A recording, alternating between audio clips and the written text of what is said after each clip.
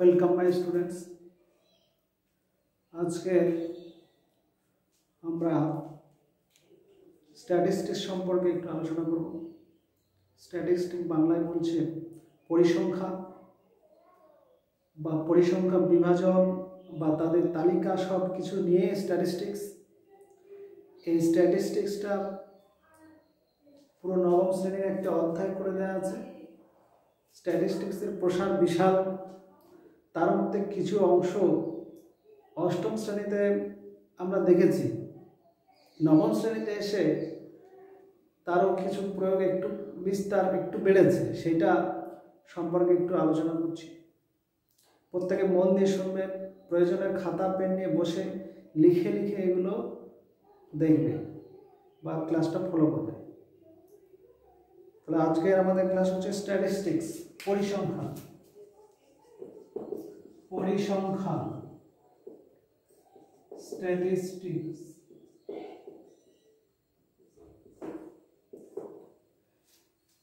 এই পরিসংখ্যান বিজ্ঞানের জনক আমরা জানি প্রশান্ত চন্দ্র মহলানবিশ। এই পরিসংখ্যান কেন আমাদের এত প্রয়োজন? বিশাল বিস্তৃত জায়গার তথ্য যদি সংগ্রহ করা হয়, সেই তথ্যগুলো একত্রিত করলে অনেক বড় লিস্টের আকারে আমরা দেখতে পাবো। সেইগুলোর থেকে আমাদের গড় বা অন্যান্য হিসাব নিকাশ করতে গেলে অনেক সময় নষ্ট হবে। সেই সময়টা সাশ্রয়ের জন্য এই পরিসংখ্যান পদ্ধতিটা আমরা অবলম্বন করি। বিশাল ক্ষেত্র বলতে যেমন মনে করো একটা বড় এলাকা, এটা পুরো বাঁকুড়া ডিস্ট্রিক্ট মনে করো, পুরো বাঁকুড়া ডিস্ট্রিক্টের মধ্যে যদি আমরা এমন একটা সার্ভে করি যে যেখানে ভোটার তালিকা অন্তর্ভুক্ত কতজন হয়েছে তার তালিকা, তাহলে আমরা প্রতিটি বাড়িতে সার্চ যখন করব, তাহলে ফার্স্ট একটা ডিস্ট্রিক্টের এক একটি অঞ্চলে যাব। সেই সব অঞ্চল থেকে আবার প্রতিটি বাড়ি থেকে কোনোটায় দুটো, কোনোটায় একটা, কোনোটায় তিনটি, তো এইভাবে তথ্য সংগ্রহ করব। যেমন আমি 10টা বাড়িতে পরপর গিয়েছি, একটা বাড়িতে 3টে ভোটার, একটাতে দুটো, একটাতে 4টে, একটাতে 3টে, একটাতে দুটো, আর একটাতে 3টি, 4টি, 2টি, 2টি, এভাবে 1 2 3 4 5 6 7 8 9, আর একটা বাড়ি দেখলাম। এই ধরো একটা অঞ্চলের 10টা বাড়িতে সাপোজ প্রথমে স্টার্টিং করেছি, সেখানে এই তথ্যগুলো পেলাম। এই প্রাইমারি অবস্থায় যে অঞ্চলটার মধ্যে তথ্য পেলাম, এই তথ্যগুলোকে বলা হয় কাঁচা তথ্য, র ডাটা বা কাঁচা তথ্য। এই কাঁচা তথ্যগুলো এলোমেলো ভাবে থাকে, প্রথমে 3, তারপরে 2, তারপরে 4। এই তথ্যগুলো নিয়ে যদি অ্যারেঞ্জ করি বা সাজাই, arrange 2 types, ascending order and descending order. Ascending মানে ছোট থেকে বড়, আর ডিসেন্ডিং মানে বড় থেকে ছোট। তো ছোট থেকে বড় সাজালে 2 2 2, এখানে 4টে আসবে, 2 2 2 2। তারপরে 3 ও 4টে আছে, 3 3 3 3, আর 4 দুটো আছে। তাহলে এই যে অ্যারেঞ্জ করলাম, এটা ছোট থেকে বড়, এটা হচ্ছে অ্যাসেন্ডিং অর্ডার, ছোট থেকে বড় আর এটা বড় থেকে ছোট। এইটা বলে অ্যারেঞ্জ ডাটা। র ডাটা মানে কাঁচা তথ্য, অ্যারেঞ্জ ডাটা বা বিন্যস্ত তথ্য বা অনেকে পাতা তথ্য বলে। তাহলে এই তথ্যগুলো নিয়ে আমাদের ট্যালি মার্কের সাহায্যে একটা শ্রেণী বা টেবিল করা যায়। কিরকম? ধরো এখানে আমরা ওই ভোটার সংখ্যা, ধরো 2 জন কটা বাড়িতে গেছি আমরা, 4টে বাড়ি, মানে 1 2 3 4, এটাকে বলা হয় ট্যালি মার্ক। আর এটা হচ্ছে পরিসংখ্যা। তাহলে এখানে 4 জন হচ্ছে, 3 গেলাম, 1 2 3 4, এখানে হচ্ছে 4, আর 4 জন করে আছে দুটো বাড়ি, এখানে 2। তাহলে এটা হচ্ছে ট্যালি মার্কের সাহায্যে আমাদের পরিসংখ্যা।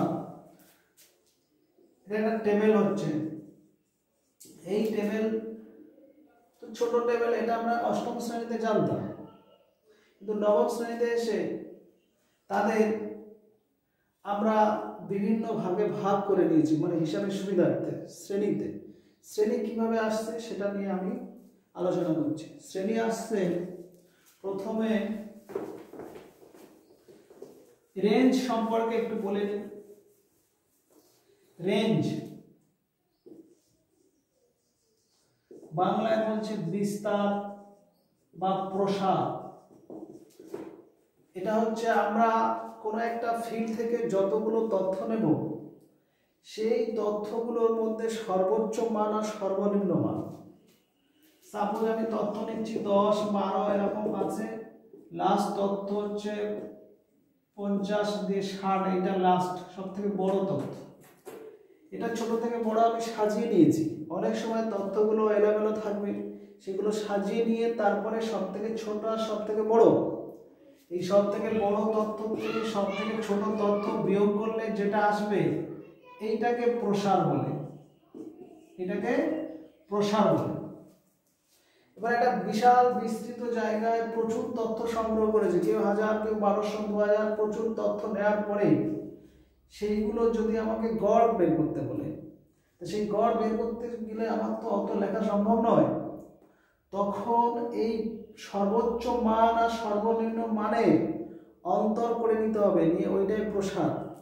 এই প্রসারটাকে ভাগ করে নিতে হয়, দিয়ে একটা করে শ্রেণী ফেলতে হয়। এবার প্রসারটাকে কত দিয়ে ভাগ করবো? আমি তো বলবো প্রসারটাকে 5 দিয়ে করতে পারো, 6, 7, 8, 9, 10 এই কটার মধ্যে পড়বে। কিন্তু রেস্ট্রিকশন হচ্ছে 5-এর কম আর 30-এর বেশি নেওয়া যাবে না, কারণ 5-এর কম নিলে, আচ্ছা 5-এর পরে আসছি, এই যে ভাগটা করবো আমরা 50-কে 5 দিয়ে, তাহলে এটা হচ্ছে 10। তার মানে এখানে আমার 10 অন্তরে 5টা শ্রেণী পাবো। 10 অন্তরে 5টা শ্রেণী কিরকম? তাহলে আমরা 10 থেকে 20 একটা, 20 থেকে 30 একটা, 30 থেকে 40, 40 থেকে 50, 50 থেকে 60, এখানে কটা হলো? 5টা শ্রেণীতে ভাগ করলাম, ওই 10 থেকে 60 পর্যন্ত। এবারে এখানে প্রশ্ন, যদি এখানে একটা 9 থাকতো তাহলে আমার 10 থেকে নিলে 9 বার যেত, তাহলে আমি 0 থেকে 10 আর একটা কাউন্ট করে দিতাম, তাহলে এখানে আমার কটা হচ্ছে? তখন 6টি হচ্ছে। তখন হচ্ছে আমার শ্রেণী কটা? 6টা। তাহলে এখানে আমার এই যে শ্রেণী করার যে রুলস, মিনিমাম 5টা করতে হয়, মিনিমাম 5 বা তার বেশি করা যায়, ম্যাক্সিমাম 30-এ গিয়ে ম্যাক্সিমাম, তার বেশি করলে কি হয়? অনেক বড় হিসাব নিকাশ, সেই হিসাবের অনেক অসুবিধা হবে। আর 5-এর কম হলে অনেক ভুল ত্রুটি বেরোয়, তাহলে ওই ত্রুটি মুক্ত রাখার জন্য 5 বা তার বেশি আর 30-এর কমের মাঝামাঝি শ্রেণী করা আমাদের উচিত। তাহলে এই শ্রেণী যে করা হচ্ছে, এই শ্রেণীগুলোর মধ্যে আরো অনেক রকম ডেফিনেশন বা তথ্য থাকছে, সেগুলো নিয়ে আলোচনা করছি। সাপোজ ইউনিট টেস্ট 50 মার্কসে 20 জন স্টুডেন্টস একটা ইউনিট টেস্ট দিয়েছে, তাদের মধ্যে বিভিন্ন জন বিভিন্ন নম্বর পেয়েছে। এই নম্বরের বিভাজনটা যেমন 0 থেকে 10 করছি, 10 থেকে 20, 20 থেকে 30, 30 থেকে 40, 40 থেকে 50, 50 থেকে 60। তাহলে 1, 2, 3, 4, 5, 0, 10, 10, 20, 20, 30, 30, 40, 40, 50, 50, 60। এখানে কটা আসছে? এখানে আসছে আমার টোটাল 60 পর্যন্ত নিচ্ছে, এই জন্য 6টা রেখেছি। আর 50 পর্যন্ত আমার কত হতো? 5টি। আমি 60 পর্যন্ত 6টি নিচ্ছি, মানে এটা স্ট্যান্ডার্ড আর কি। 6টা শ্রেণী নেওয়া খুব ভালো। তাহলে 60 মার্কসের মনে করো একটা ইউনিট টেস্ট, সেই ইউনিট টেস্টের মধ্যে 0 থেকে 10 এই নম্বর পেয়েছে মোটামুটি মনে করো 5 জন, 10 থেকে 20-র মধ্যে পেয়েছে। আচ্ছা 0 থেকে 10 পেয়েছে মানে কেউ 4 পেতে পারে, কেউ 6, কেউ 7, কেউ 8, কেউ 9, এভাবে পেতে পারে 5 জন। তার মানে ওদের মাঝামাঝি। কেউ ধরো 10 থেকে 20 পেয়েছে, ধরো 4 জন, 20 থেকে 30 6 জন, 30 থেকে 40 ধরো 8 জনের কত মেম্বার হচ্ছে, 4 5 9 6 15, 8 23, এটা 7, এটা 5 ধরছি। তাহলে টোটাল আমি 35 জন ধরছি স্টুডেন্ট। 9 6 15 8 23 30 35, তাহলে মোট 35 জন স্টুডেন্ট ধরছি। তাহলে 0 থেকে 10 5 জন পেয়েছে, এভাবে আমার নম্বর পেয়েছে। এটাকে বলবো আমরা পরিসংখ্যান।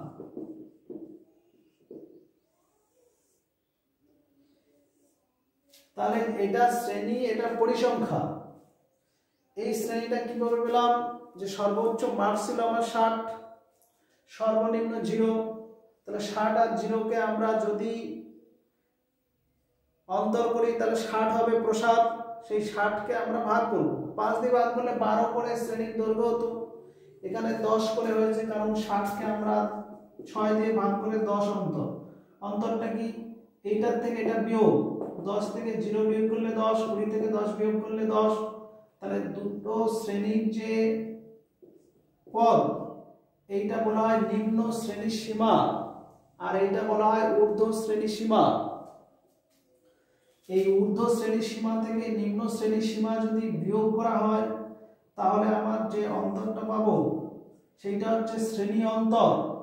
সেই অন্তরটা সব একই রেখে আমরা শ্রেণীগুলো ভাগ করব।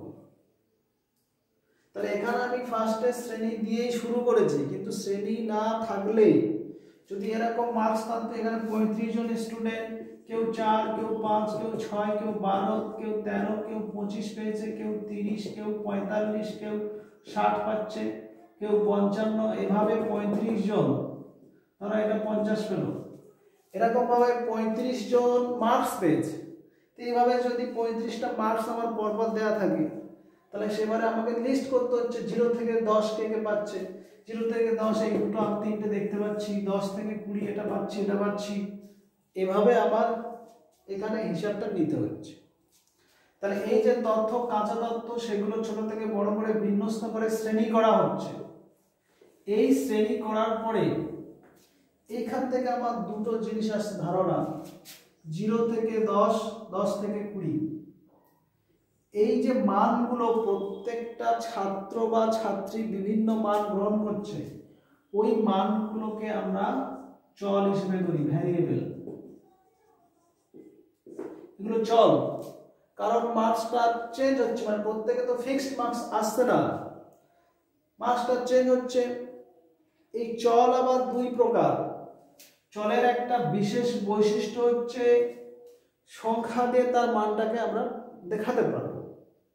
যেমন ধরো একটা পরিবারের খরচ পার ডে ধরো 500 টাকা বা 600 টাকা, ওই যে 500 600 একটা সংখ্যা দিয়ে আমরা প্রকাশ করছি, ওইটা হচ্ছে আমাদের চল।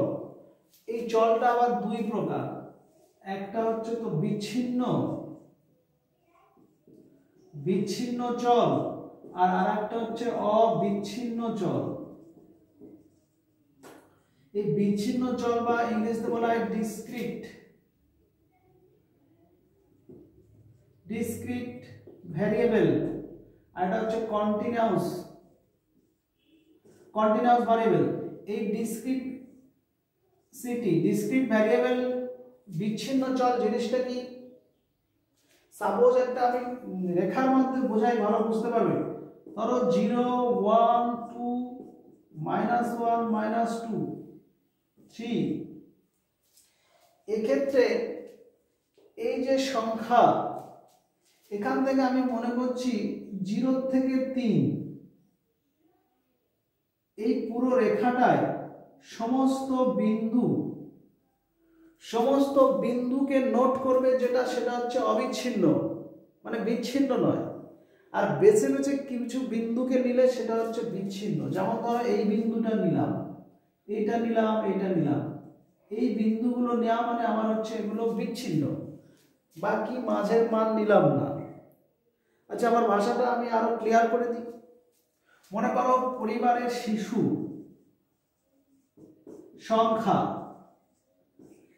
এই শিশুর সংখ্যা যদি বলি তাহলে একজন থাকতে পারে, দুজন থাকতে পারে, তিনজন থাকতে পারে। তাহলে এই তিনটে বিন্দু হতে পারে, কিন্তু 1 আর 2 এর মাঝে যদি আমরা 1.1-2 নিই 1.5, বা এইখানে 0-1 এর মাঝে হাফ নিই, তাহলে আমি যদি বলি 1.1-2 জন শিশু, তাহলে একটা গোটা শিশু আর হাফ শিশু, তাহলে হাফ শিশু বলে তো বাস্তবে হয় না। তাহলে এই যে শিশু সংখ্যাটা কিন্তু চল, শিশু সংখ্যাটা চল, এই জন্য তার সংখ্যা দিয়ে প্রকাশ করতে পারবো 2 জন বা 1 জন 3 জন। কিন্তু যদি বলি শিশুটি ফর্সা, তা শিশুটি ফর্সা বললে সেটা 1 জন ফর্সা 2 জন ফর্সা এটা বোঝাবে না। ফর্সা হচ্ছে একটা গুণ, সেটা হচ্ছে গুণ লক্ষণ। তাহলে গুণ লক্ষণ জিনিসটা আলাদা। আর এই যে চলটা গণনাযোগ্য চল, সেটা হচ্ছে সংখ্যা দিয়ে প্রকাশ, এগুলো আমরা ভ্যারিয়েবল বলি। ভ্যারিয়েবল 2 প্রকার, একটা বিচ্ছিন্ন, একটা অবিচ্ছিন্ন। অবিচ্ছিন্নটা কি? এই 0 থেকে 3 সব মান গ্রহণ করবে, সব মান। যেমন যদি আমি ধরি শিশুর উচ্চতা আমার 2.5 ফুট হতে পারে, 2.1-5 ফুট হতে পারে, 2.7 ফুট হতে পারে, মানে এইখান থেকে এত পর্যন্ত যে কোনো মান সে গ্রহণ করতে পারে। তাহলে উচ্চতাটা আমার অবিচ্ছিন্ন, মানে কোথাও ভাঙা হবে না, মানে ওই রেঞ্জের মধ্যে যে কোনো জায়গায় আমার উচ্চতা হবে। তাহলে উচ্চতা ধরো 2 থেকে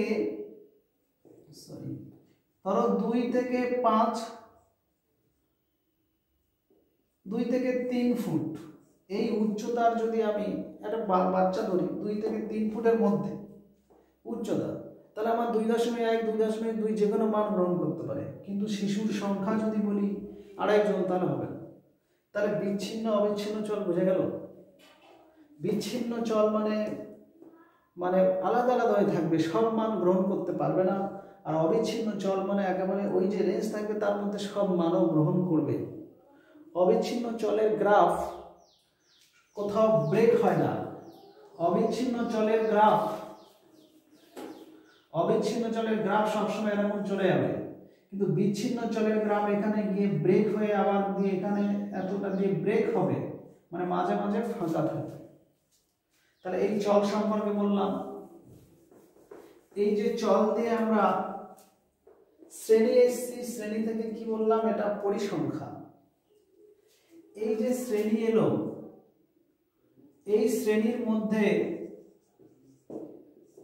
ধরো 0 to 10 আর 10 to 20 দুটো নিচ্ছে।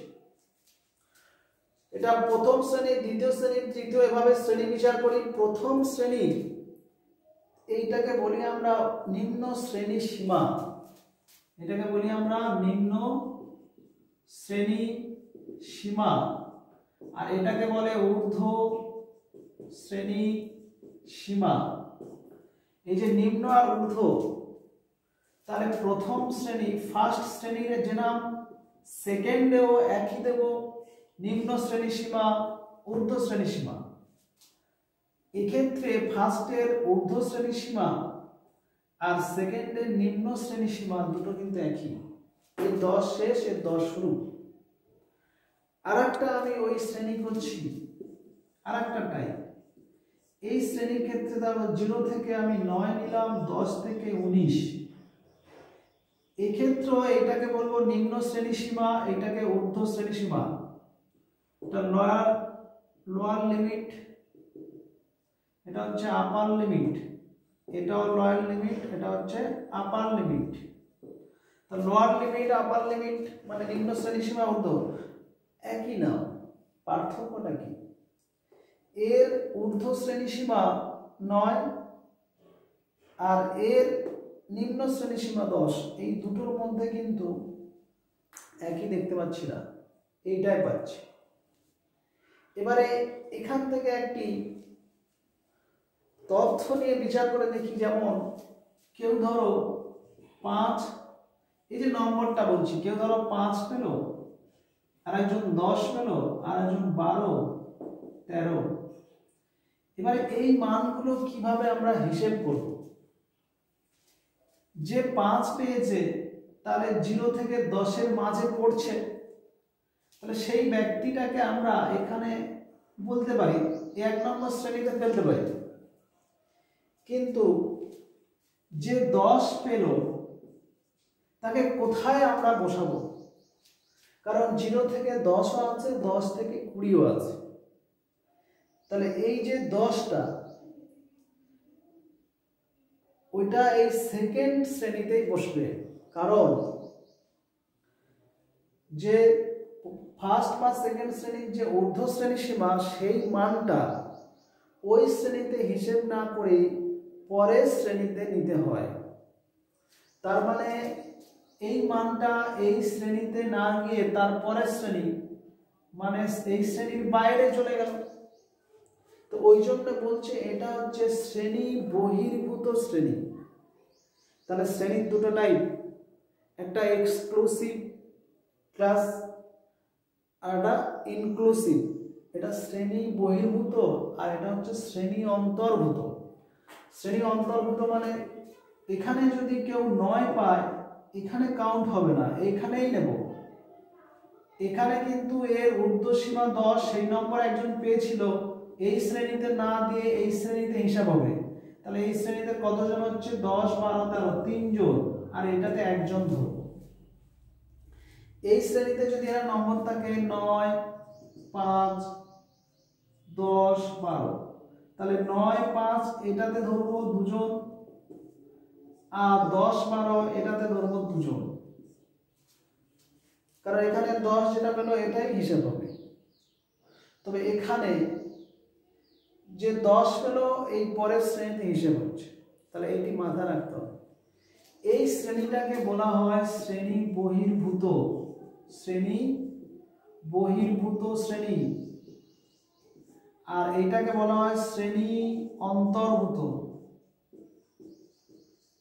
এই দুটো টার্ম ভালো মনে রাখতে হবে। এইটা হচ্ছে এক্সক্লুসিভ, CLUSIVE, আর এটা হচ্ছে ইনক্লুসিভ, INCLUSIVE। বহির্ভূত কেন বলছি? কারণ 10টা ফার্স্ট শ্রেণীতে হয়েও ওখানে না বসে তার বাইরের শ্রেণীতে চলে গেছে, ওই জন্য বহির্ভূত। আর এখানে 9টা ওই শ্রেণীতে হয়েছে, ওখানেই বসেছে, তো ওই জন্য ও অন্তর্ভূত, ওর মধ্যেই থাকবে। এবারে আসি, আমার কিন্তু এ ছিল নিম্ন শ্রেণী সীমা, ঊর্ধ্ব শ্রেণী সীমা, এই টপিকটা। তার থেকে এই দুটো বললাম। তাহলে এই দুটো যে শ্রেণী বহির্ভূত, শ্রেণী অন্তর্ভূত, তার নিম্ন শ্রেণী সীমা, ঊর্ধ্ব শ্রেণী সীমা, এই জিনিসগুলোকে একটু চিত্রের মাধ্যমে ভালো করে দেখিয়ে দিই। যেমন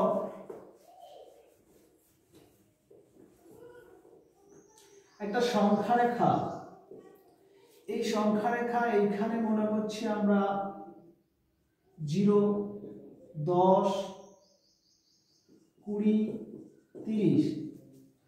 আমি যখন ফার্স্টে বললাম 0 থেকে 10, তা 0 থেকে 10 এতটাই থাকছে, 10 থেকে 20 এত আসছে।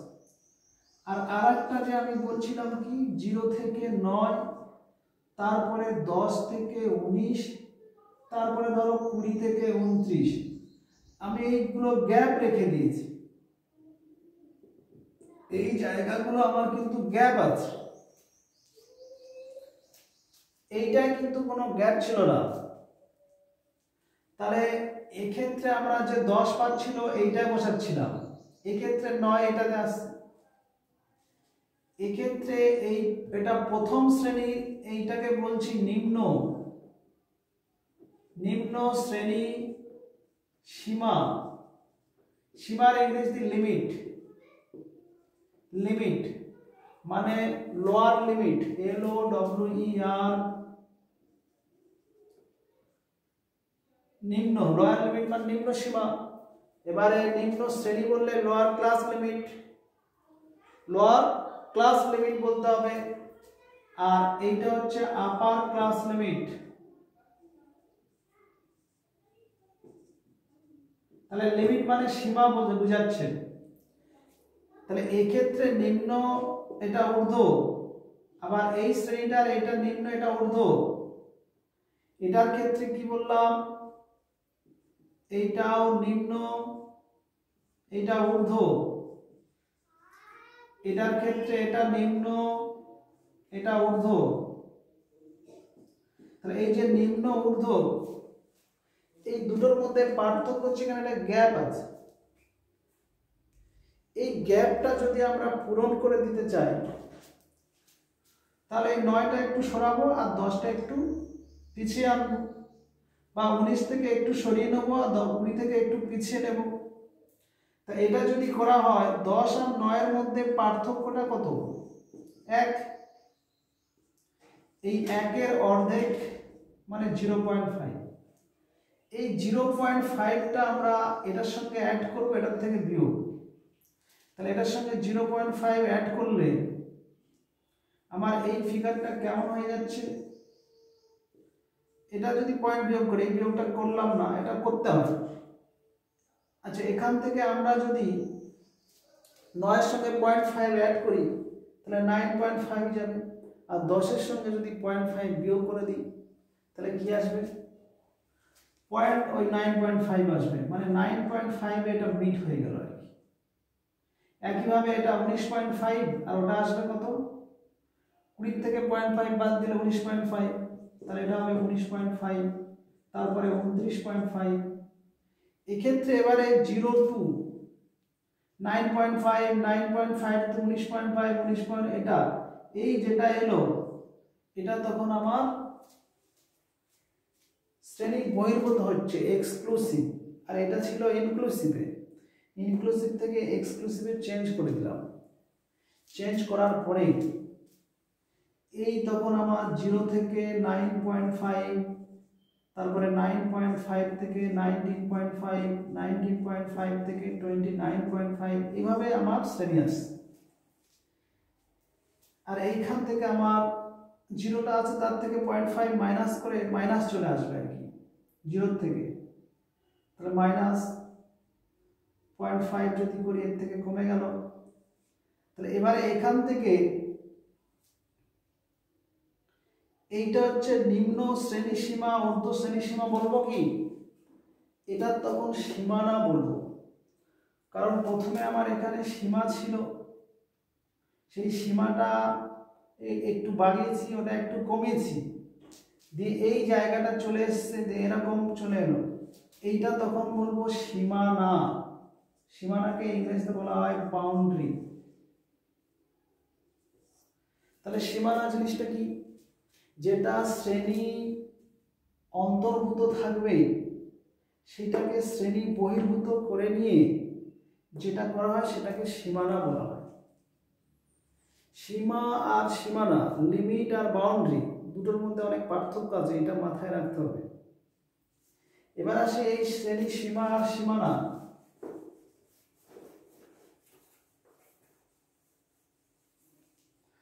ধরো এখানে একটা লিখছি শ্রেণী 0 থেকে 9, আর এখানে লিখছি এটা শ্রেণী সীমা দিয়ে লিখছি, এটা শ্রেণী সীমানা। বা এটা ধরো আমি 1 থেকে 9 দিলাম, 10 থেকে 19 দিলাম, তাহলে এখানে 0.5 থেকে 9.5, 9.5 থেকে 19.5, এটা সীমানায় চলে এলো। এইখানে যে অঙ্কটা ছিল 0 থেকে 10, 10 থেকে 20, এটা আমরা সীমাও বলতে পারি আবার সীমানাও বলতে পারি। যখন অনলি সীমা থাকবে তাকে সীমা বলা যায়, যেমন এটা সীমা, এটা সীমা, এটা সীমা, এটা সীমা বলা যায়। এর ঊর্ধ্ব সীমা এর নিম্ন সীমার সঙ্গে সমান, তাই এটা সীমানা হিসেবে ধরে নেব। এখানে কিন্তু নিম্ন সীমা ঊর্ধ্ব সীমা এটা সীমানা হিসেবে ধরতে পারি না, কারণ সীমানা হিসেবে ধরলে তখন 9-10 এর মাঝে গ্যাপ রয়ে যাচ্ছে। সীমানা আসা মানে কোনো গ্যাপ থাকা যাবে না। তাহলে এক্ষেত্রে সীমানা 0.5 থেকে 9.1, এটা সীমানা বলবো। ক্লিয়ার? এবারে সীমানা বার করতে গেলে ধরো 1 থেকে 9, 12 থেকে ধরো 22, বিভিন্ন দিয়ে দিচ্ছি, 30 থেকে ধরো 40, এর সীমানা বার করবো কি করে? এই 20 আর 9 এর মধ্যে পার্থক্য বার করতে হবে। 20 থেকে 9 বিয়োগ করলে যেটা হবে তার অর্ধেক, সে অর্ধেকটা এর সঙ্গে যোগ, এর সঙ্গে বিয়োগ, বা এটার যেটা পার্থক্য তার অর্ধেক, সেটা এর সঙ্গে যোগ, এর সঙ্গে বিয়োগ, এইভাবে সীমানায় আসতে হবে। তাহলে সীমা আর সীমানা গেল। এই সীমা আর সীমানা থেকে মধ্যমান বার করার নিয়ম। মধ্যমান মানে যেটাকে বলি আমরা মিড ভ্যালু। আর আরেকটা হচ্ছে শ্রেণী দৈর্ঘ্য। শ্রেণী দৈর্ঘ্য CLA ক্লাস লেন্থ। তাহলে দুটো আমরা বলেছি, একটা 0 থেকে 10, 10 থেকে 20, এটা শ্রেণী সীমার মধ্যেই আছে। তাহলে এর যখন মধ্যমান বার করব, 0 আর এই 10টা ভাগ করব, ঊর্ধ্ব শ্রেণী সীমা নিম্ন শ্রেণী সীমা যোগ করে 2 দিয়ে ভাগ করলে মিড ভ্যালু বা মধ্যমান বেরোয়। তো এখানে 0, 10 যোগ করলে হয় 10, তাকে 2 দিয়ে ভাগ করলে 5। তাহলে এটার মধ্যমান কত? এর মধ্যমান 5। এটার মধ্যমান 20, 10 যোগ করলে 30, 15। এটা হচ্ছে মিড ভ্যালু।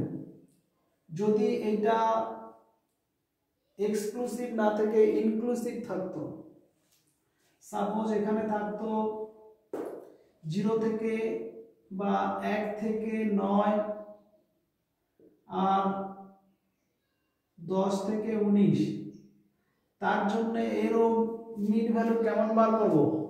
এইটাকে কি এক্সক্লুসিভ করে নেব? না, এক্সক্লুসিভ করার দরকার নেই, কারণ আমি তো এখানে যোগ করে গড় করছি। আমার এখানে যদি 0.5 কমাই আর এখানে যদি 0.5 যোগ করে দিই, তাহলে এখান থেকে যেটা কমাচ্ছি -1/2 আর এদিকে যেটা কমাচ্ছি +1/2, আর আগে এই দুটো যোগ করে 1 + 9 তার তো গড় করব। তা করলে আমার সেই 9 একে 10/2, 5ই তো রেজাল্ট আসবে। তাহলে এরও মধ্যমান কত আসবে? 5। এর 19, 10 যোগ করলে হচ্ছে 29, তার অর্ধেক 14.5। এইটা হচ্ছে মধ্যমান। তাহলে মধ্যমান বার করতে গেলে এই যে যোগ বিয়োগ না করলে হবে। যদি কোনো শ্রেণী শুধু সীমা দিয়ে থাকে, তারও দুটো যোগ করে ভাগ করলে হবে। আর এমনি এটা ইনক্লুসিভ যদি থাকে, তারও এই দুটো যোগ করে করলে হবে। এইভাবে আপার আর লোয়ার মিল করার দরকার পড়বে না। কেন বললাম? কারণ এখানে আমি যেটা বাড়াবো আর কমাবো, তার গড় করলে কেটে গিয়ে আমার এই দুটোর যোগফলই থাকবে। এটা গেল মধ্যমান বার করা। তাহলে মধ্যমান সূত্রটা আমার দুটো একই। যেমন মধ্যমান বার করার তাহলে সূত্রটা কি? মধ্যমান সমান হয়তো ঊর্ধ্ব শ্রেণী সীমা প্লাস